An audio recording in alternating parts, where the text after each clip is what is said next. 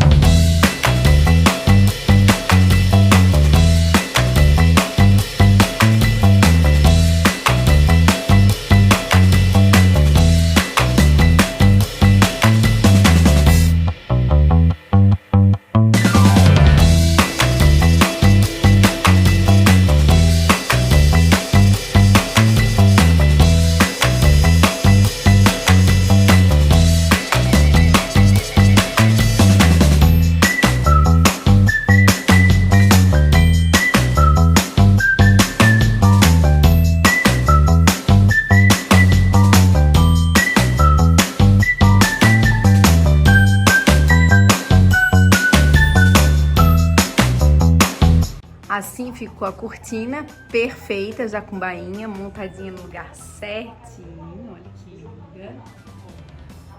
E a iluminação ficou perfeita. Só faltou aqui, né? Mas tá tudo certo. Mas olha só, devia ter o antes. Ela tava muito ruim. Tava apagado praticamente. Faz anos que não acendia. Ficou lindo.